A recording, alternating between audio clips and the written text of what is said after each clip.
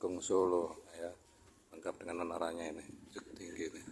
Nah, bagaimana dulu wali-wali atau penyebar agama Islam di Jawa terutama ya, itu adalah karena dengan cara ini musik ini tempat musik itu dulu itu namanya gamelan, makanya setiap sekaten atau maulid Nabi itu tempat ini dipakai sebagai alat dakwah supaya orang-orang ini ada dua, satu ini satu sana, ini namanya Guntur Sari dan Guntur Madu gamelannya namanya, supaya orang-orang yang penting mau datang ke masjid dulu ya, yang penting ke masjid, karena orang Jawa, tradisi Jawa itu suka sekali dengan gamelan, makanya dibikinlah oleh wali dengan cara mendatangkan gamelan ini ya, yang waktu sekarang menjadi tradisi sekaten yang ditabuh sekitar seminggu atau 10 hari itu.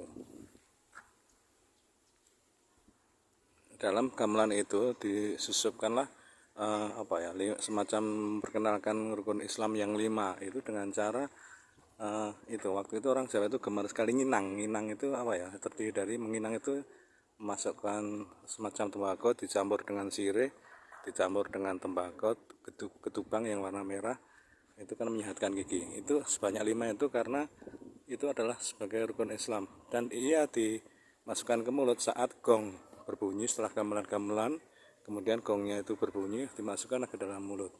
Nah, seperti itu dengan cara budaya oleh wali zaman dulu dengan sangat bijaksana, dengan cara budaya seperti itu. Masjid yang menyerupai Solo ini adalah Masjid Demak dan Masjid Jogja, mirip itu. Nah, cara berdakwah sama, cara masukkan orang waktu itu kan pengaruh Hindu dan Buddha dan animisme itu sangat kuat di dalam Jawa, sehingga cara berdakwah harus dengan cara budaya seperti itu. Nah, setelah orang-orang itu pada nonton gamelan tadi, kemudian disuruh ke masjid, masuk masjid itu, tetapi orang pada nggak mau kalau ke masjid karena di sana harus cuci kaki, waktu itu kan orang pada tokoran cekeran semua tanpa sendal, jadinya ya malas orang mau masuk ke masjid, harus wudhu lah misalnya, harus cuci kaki. Nah, makanya wali waktu itu cerdas dengan cara membuat semacam kolam keliling masjid itu. Nah, kolam ini adalah kolam yang dulu diciptakan oleh para penyebar Islam waktu zaman dulu sebelum mengenal wudhu, makanya dibikinlah kolam yang ini bersih air penuh keliling masjid seperti itu. Nah, kemudian ya itu ya masuk masjid lah, nggak usah pakai wudhu atau cuci kaki dulu, otomatis dengan lewat ke dalam kolam ini kaki kan menjadi bersih, tidak najis lagi. Makanya orang pada mau ke masjid, tetapi belum disuruh sholat dulu karena waktu itu baru diberi kajian-kajian Islam, organ Islam lah, baru setelah pada ada yang tertarik kemudian yang tertarik ke Islam, makanya ya terus ada yang mualaf kemudian diajari sholat oleh para wali itu.